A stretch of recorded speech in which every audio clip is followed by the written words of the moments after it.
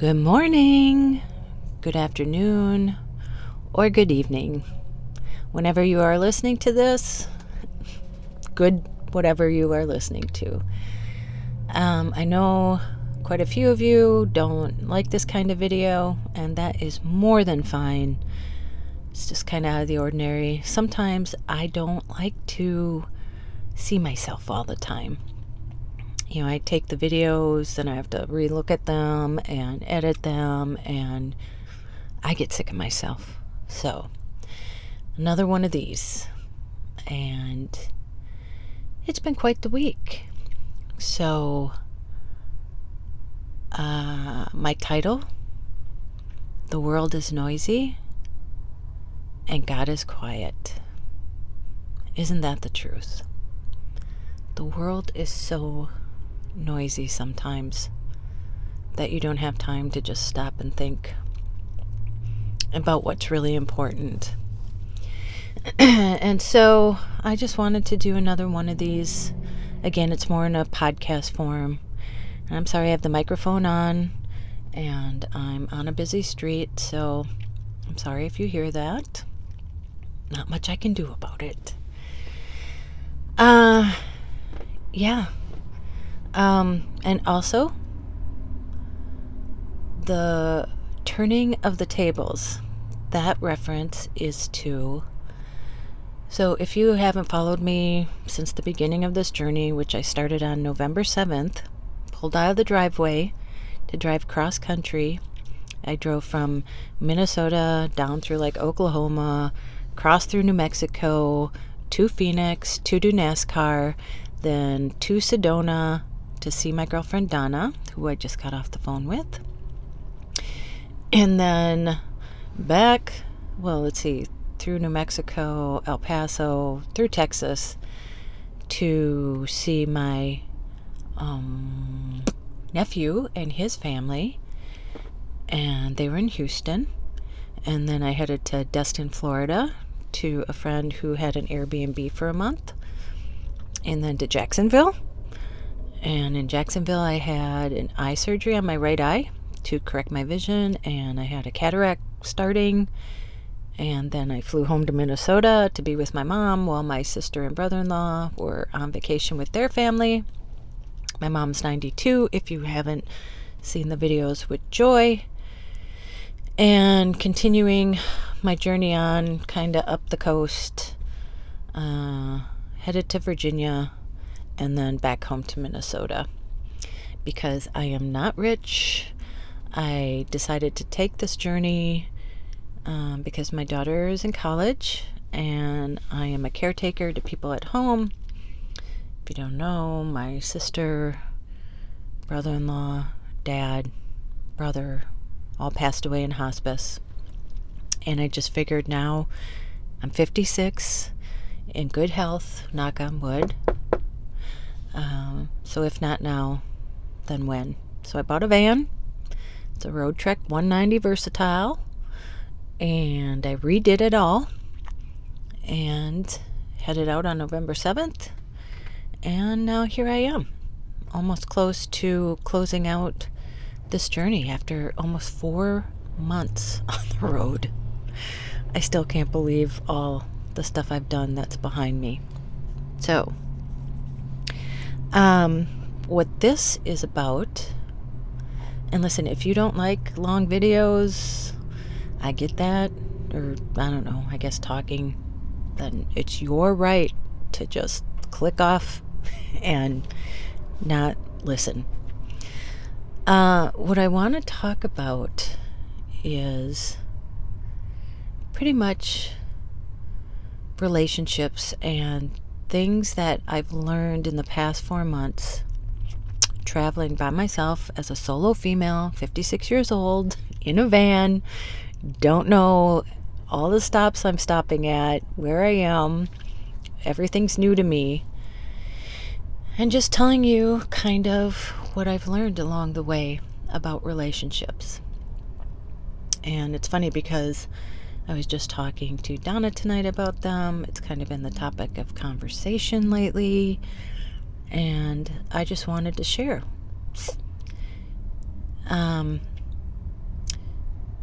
I was actually talking to my daughter the other day, and she had been in a relationship. She'll be 21 this month on the 24th. And she was in a relationship that the person was kind of controlling, and I can identify with that. And then now she's in a new relationship, and the person is like so nice to her, like so nice. But yet sometimes she was thinking about, the other person and kind of missing that. And again, something I can identify with. And what I can tell you is, in my 56 years, having had relationships, traveling cross country, meeting quite a few new people, if you saw my video about being at the nudist camp, I was thinking about it today. I was trying to think of when I was happiest on this trip. And I can tell you, it was when I saw my friend Donna in Sedona. And if you saw those, I ended up staying for 3 weeks. Didn't think I was going to stay that long, but I ended up staying that long. Because we were having so much fun. And if you saw those videos, you saw how we belly laughed together, and just an amazing friend. And I didn't meet her till way later on in life. She was actually my boss as a makeup artist. Flew to Florida twice. And I was afraid of her at first. And now she's ended up being one of my best friends. And then after that, Houston, when I was with my nephew and his wife and their kids, just being surrounded by family and love and acceptance. And then the next time was in Jacksonville. Dr. Galani, I know he's a very worldwide surgeon, but I've known him for 6 years, and I consider him a friend. Like when I visit now, it's for a surgery, but it's like kind of coming home. It's like visiting a good friend. And so there. And then I stopped at, and this was a surprise because I didn't know these people before I got there, and it was just out of the blue. I had seen this. It's called White Underbelly. It's a YouTube channel, and it's a photographer who now videotapes people, and he usually interviews people from Skid Row, and usually just people down on their luck, so that other people can understand where they've come from. That you don't grow up thinking, oh, this is what I'm going to be. I'm going to be a prostitute. I'm going to be homeless. I'm going to be on Skid Row. Things happen in our lives that we a lot of times have no control of. A lot of times it's how we grew up, who we grew up with, our surroundings, our friends, the choices that we make, things like that. And he kind of veered off course, and like 2 months ago, he interviewed an older couple. I think they were about 70, and they lived in the villages in Florida, and they were swingers and nudists. And it was so interesting to me. I'm like, well, I'm in Florida. And so I looked it up, and I'm no swinger, but I always wondered about, nudists. I think we're all kind of intrigued about something like that. And so I saw this place in Georgia, and it's called Hidden River. And it was only like an hour away from where I was in Jacksonville. And listen, I was in an RV park for 10 days recovering from my eye surgery. I wasn't supposed to do anything. And so I thought, you know what? It's only an hour away. After I leave here, you know what? I might as well stop there. So I called, and There's a woman, Billy, and she is the owner of Hidden River. And so I talked to her, and I said I wanted to come for 2 nights. And I thought that I would be basically sitting in my van, peering out the window and looking at all the nudist people and being too afraid to get out there and do that. Because that's just not my thing. I grew up Catholic. It's like turn the lights off. Don't want anybody to see me. But, I'm on this journey to experience new things. And boy, I can't even tell you what I've experienced and what I've learned throughout this journey. And so I went there, and I pulled into the wrong driveway first, and I have to tell you. So I didn't know, there's no big sign or anything, and my GPS took me down this road, and it said the bridge was closed, and the road was closed. And I'm like, well, then where is it? And I saw this house to the right, and she said she had a golf cart, and I saw a golf cart out front. So I'm like, well, that must be it. So I pulled in, and there was a dog there, very friendly dog, and I couldn't see, there was no address on it because I was trying to look, and I couldn't see one. I'm like, well, I don't know, this must be it. So I walk up, and I knock on the door, and a lady inside goes, come on in. I'm like, okay. So I open the door, and she's sitting at her kitchen table, and there's a toddler on the floor, and she's an older woman. I would assume she was the grandma. I don't know. But, and I said, oh, is this Hidden River? That's where I'm heading. And she goes, no, it's across the way, and it's to your left. So you just go across there. And so she walks me outside, and she directs me to the way. And I'm thinking, I just knocked on your door, and you're like, come in. And so, that was amazing to me that there are still people so trusting. Some random person is knocking on their door, and they tell them to come in. So anyway, drive a little further down, take a left, and I am at Hidden River. I don't know what to expect. Billy comes out, talk to her. We have a great conversation, and then she shows me where to put my van, and there's hardly anybody there, but this is like paradise. It's paradise. It's quiet. There's only about 5 other people there. There's trails everywhere that you can walk down. She owns 88 acres of land. There's a pool. There's a shower house. And she said, oh, I'll put you by the shower house. Because I said, I can wash my hair in my van. Don't have a shower curtain. So she said she would set me there, which was perfect. I was in between all these trees. And so I get there and I park, and then I'm like, well, I don't know what to do.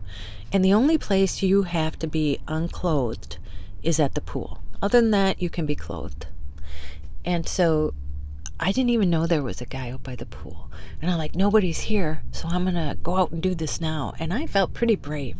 So get out of my van, I park, and I'm like, okay, I'm going to do this.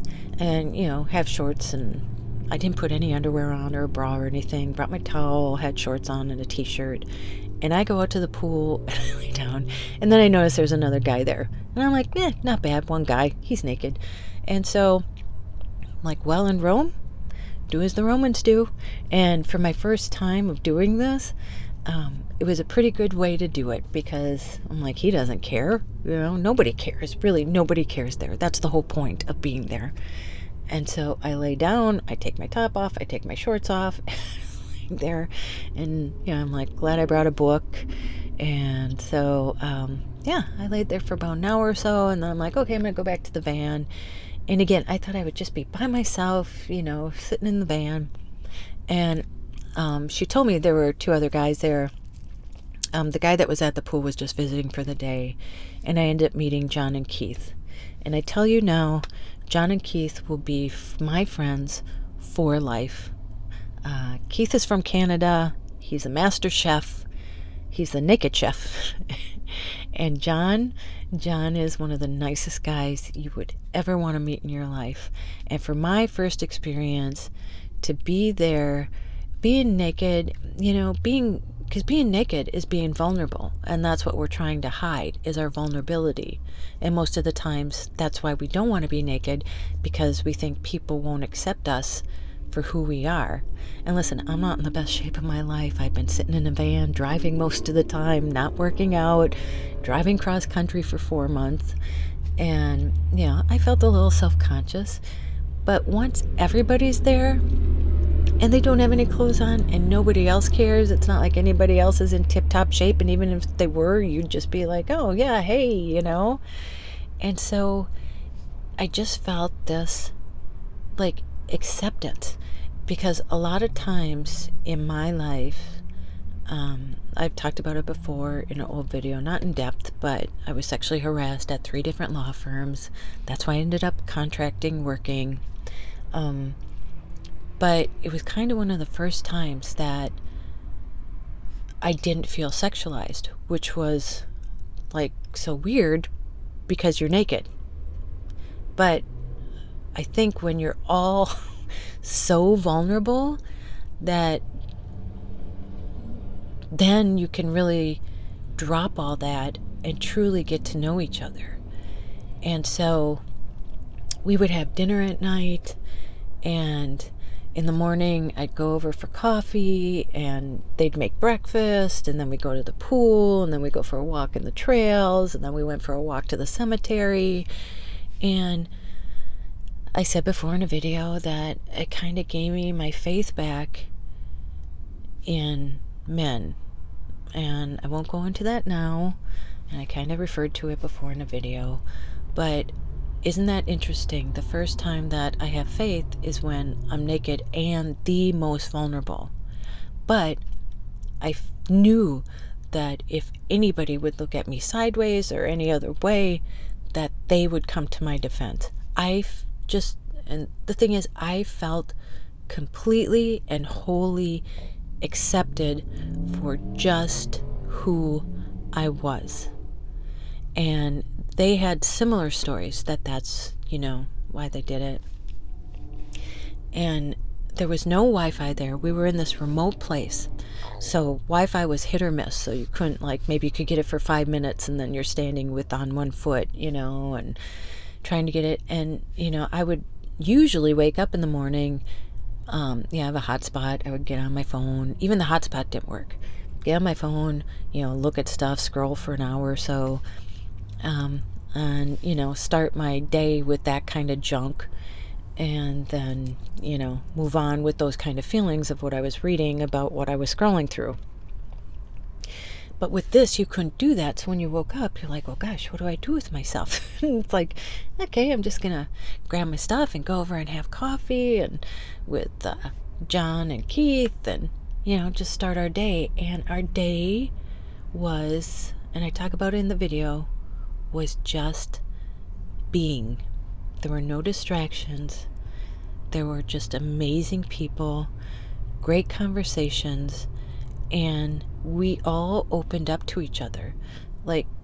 We told each other our stories without any hesitation, knowing that the other person would understand exactly where we were coming from. And, doing it naked. So how much more vulnerable could you be? And so it was the most accepting place, the most peaceful place that I have ever been to. And I'm going to tell you now, if you've seen my other videos, and it would be hard to start now if you're just listening to this and you haven't seen my other videos, but when I left, I've dealt with high anxiety, was in a car accident, didn't like bridges, all these things, just high anxiety. And I used to bite my nails. I was never... Sorry, I had to stop to add the recording. But anyway, and so I used to bite my nails for the last couple of years, even though I wasn't a nail biter. And then after that, for some reason, I had no anxiety. And that's where the tables have turned comes in, is that now I find driving relaxing, and going over bridges is no big deal. I have driven over bridges today. I drove over like 3 of them. I drove over one the other day, and it had like those big suspension, where they're way tall with the cables. And I didn't even think anything of it. And I even drove like closest to the right side, by the water. And before, never would I have done that. And so for some reason, I have just become okay with that. And I think it's because I've just put myself in this situation over and over and over again that I realize that I'm fine. It's just another road, If people want to pass me, they can pass me. And so it's just being immersed in these situations for so long that I've just learned to accept and deal with it. And it has been life-changing. Like, I don't feel anxiety driving anymore. And so, again, it's just been life-changing. And so going back to talking about my daughter and relationships, she was in this controlling relationship, and now she has this really great, accepting person. That I realized, and I was talking to Donna tonight, and I've talked to other people too, is that a lot of times we are just trying to gain acceptance from people who have hurt us or shunned us or made us feel like we weren't good enough. So we keep going back to try and get that acceptance. And acceptance we'll never get. And a lot of times, 100% of the time, it has nothing to do with us. It has to do with them. Because obviously, they don't know how to accept love. And I don't know if many of us know how to accept love. And if you watch my video about the police, me calling the police and everything, and I got all these, great comments, but then some that were like, I can't believe you called the police on these teenagers, and even though I felt threatened. I'm not going to go into it, but here's the thing. What I've realized is that, and it's so simple, is that I just need to be around people who love me and accept me for who I am. I know, mind-blowing, right? And as a YouTuber and now somebody whose subscribers are growing and more people are seeing me, and last night I almost thought about deleting my channel, because there's a point where, because I started saying things back to these people, because there is a point where you're like, you need to defend yourself. Listen, you can't always just lay down for people, even people you don't know. You have to defend yourself, and when you feel like that's your right, then you should do it. You just can't let people say stuff to you that's wrong. And so what I've realized too, these people mean nothing to me. I don't know them. Listen, this content is free. You don't have to listen to it. Click off if you don't want to listen to it. And I know these people have problems themselves. I know they're sitting at home. They probably need to feel like they're in control of something. And so, they write these comments. I get it. But there's a point where you push someone too far and you need to defend yourself. Growing up Catholic, I never felt like I always wanted to be the good girl, quote unquote. And even with YouTube, there's this thing where you're like, oh, I don't want to lose subscribers. And listen, I'm not here for subscribers. I don't care. This is my content. It's free. I've invited you along on this journey as my guest. So as my guest, you should be very respectful, I believe. And I am just very empathetic. So when people say stuff like the mean things that people were saying, my brain can't even wrap my mind around that someone would say the cruel things that people say. And listen, I know every single YouTuber gets it, no matter. You could be Mother Teresa and you would get negative comments. It just wouldn't matter. And it just brings me back to that I want to turn that into a positive to let you know. And I always tell my daughter, whatever you're feeling is the correct feeling. There's no shame. There's no judgment. Whatever you are feeling is correct for you in this moment. I'm not going to judge you. I'm not going to tell you what to do. If she asks me for advice, I will give it. If not, I just listen. And what I want you to know is that you are loved. If somebody has been rejecting you or telling you you're not good enough or making you even feel that way, that is on them. And it's time to close that door and just be around people who love you and accept you and support you. And I know I make it sound easier than it is, because I know how hard it is to let go of that, because you truly want their approval. You just want them to say you're okay.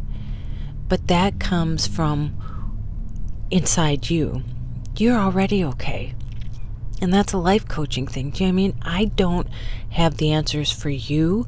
And that's where I felt like that attack and that judgment. In that moment, I felt threatened. What was best for me was what I did. And that was correct. So I want to give you permission to know that whatever you're feeling, whatever you do, is right for you. And I always bring up this example is how, how somebody asks you, and usually it's the same scenario, what would you do in this situation? They tell you the same thing over and over again, whatever it is in a relationship or, a situation, whatever. And so you give them your opinion and they're like, yeah, okay. But then they go and do it anyway. And then they keep coming back to you with the same thing. Well, the whole point is that they aren't going to do what you're going to do, because it all depends on their core values or what they have been through, what's happened in their past. So anything you say is not going to change them. And I always say too, imagine trying to change yourself. It's hard. You want to lose weight and it's so hard for us. But then we tell other people, just eat healthy and work out. That's it. Sounds so simple. Or just let that person go. They aren't right for you. It sounds so simple. But when it's you and it's your situation and your feelings are tied to it, it's a whole different story. And I've said before that I saw this, my girlfriend posted this, don't expect people to be you. Nobody's going to do what you're going to do in any given situation. But whatever you feel is right for you is right. It's right for you, so it's right. Whatever you're feeling, whatever decisions you make, those are right for you at that time. And I want to give you the permission and the freedom to feel that way or do what you did, and know that you shouldn't be judged for that. And it's so complicated, because we come back to wanting to people please. I'm a people pleaser. I am. I admit it. It's sad. And not that it all stems from that, but growing up Catholic, you have to be the good person. You have to, and that's what this is. It's the confessional.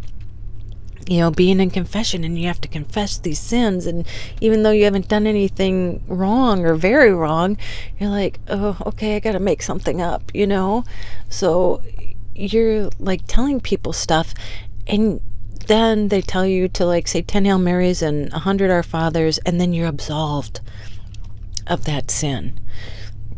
I'm telling you now, you're absolved of anything that you think that you could have done wrong. You didn't do anything wrong. And so trying to gain acceptance, whether it's a parent or a ex or a friend, that it's time to cut bait. And there are other people out there that you should be giving that energy to, that time to, who just love and trust you for you and everything that you are. And that's what unconditional love is. That's what unconditional love is.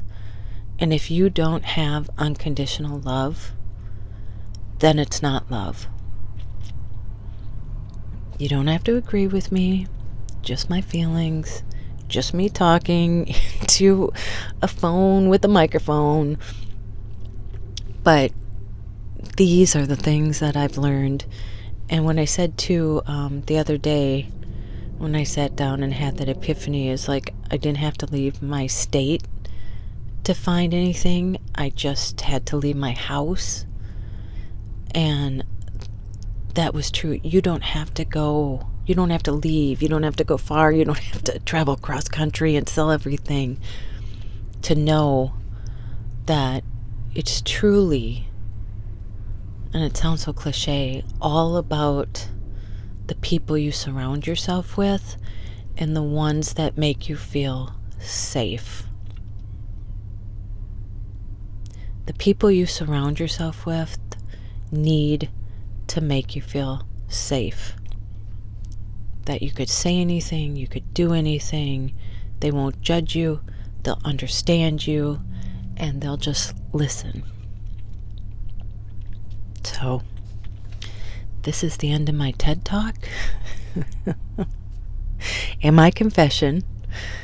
I gotta call these the confessionals or something. But okay, I'm gonna wrap it up here. I know it's long. Okay, well, you know what to do. Go out and make an adventure. Doesn't matter how big or how small. Listen, now I realize you do not have to get in a van and travel cross country to learn what's important to you. Go call someone you love, and as Joy says, tell them you love them. And don't you dare forget that you are magic. You are magic. You are a miracle. You're a miracle creation that deserves to be understood and respected. And if you're not, you have my permission to tell someone that it's not right. Okay? Okay. All right. I'll see you in the next one. Bye.